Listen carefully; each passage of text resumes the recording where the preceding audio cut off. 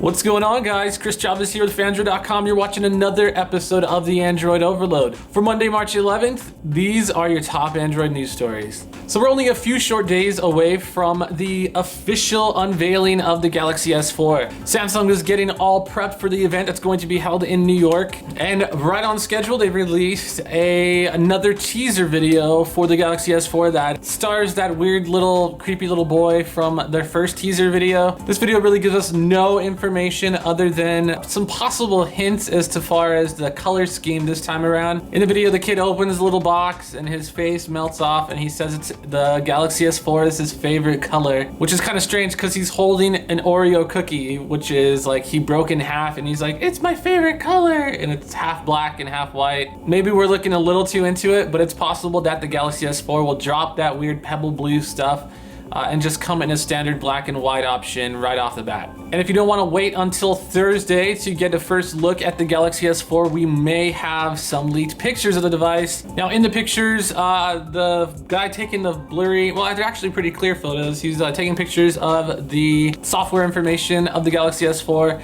So we get a clear look of the front, and then he actually lays it down on some sort of table and you get a clear look of the back. So is this really the Galaxy S4? We have our doubts. Last time around, we saw a few leaks of the Galaxy S3 before it was released, and those turned out to be little more than, I guess, a generic shell that Samsung was using when they were giving it out to carriers for testing on their network and so forth. Of course, we won't have to wait much longer to find out. It's only 3 days away, guys. So if you were wondering how the world is going to change once Google Glass finally comes on the scene, it looks like a bar in Seattle called the 5 Point Cafe has been keeping up with the tech, I guess. And before Google Glass could even be released to the public, they've already preemptively banned Google Glass from their bar. To show that this was little more than a publicity stunt, the guys at 5 Point Cafe actually posted on their Facebook page that this was to keep people from looking like complete idiots and something about ass kicking for violators. So these guys are just way too cool for school. And I don't think I'd want to go there anyway. So a couple days ago, we told you guys about the Motorola Droid Razr and Droid Razr Max receiving a soak test that was going to start the process of the Jelly Bean update hitting devices on Verizon Wireless. Well, it looks like the Motorola Droid 4 might be getting in on some of the Jelly Bean action. An all-new soak test is set to hit the Motorola Droid 4 in the coming days. And while Jelly Bean wasn't specifically mentioned,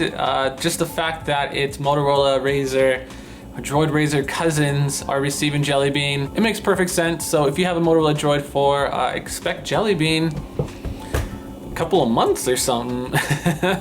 So a new HTC device bound for Verizon Wireless is popping up at the Bluetooth SIG. The model number of the device is HTC 6445LVW, and it's leading some to wonder, scratch their chins, if this might not be a HTC One variant. You may remember for the HTC One announcement, they actually announced that the phone would be coming for Sprint, T-Mobile, and AT&T. Of course, if you know a little something about Verizon, they don't take kindly to other carriers carrying the same phone as them. So in typical Verizon fashion, we expect the HTC One to be released on Verizon, just possibly under the Droid branding name. It's possible this could be yet another Droid Incredible, and while an official name hasn't been revealed in any way, shape, or form, I think the Droid Incredible One has a pretty nice ring to it. Looks like Google brought along Glass for their trip to South by Southwest over in Austin, Texas. Folks who attended the event were able to see a few new applications running directly off of the hardware. Apps like Gmail, a New York Times app. Other apps included Sketch, Evernote, and Path. And while we weren't at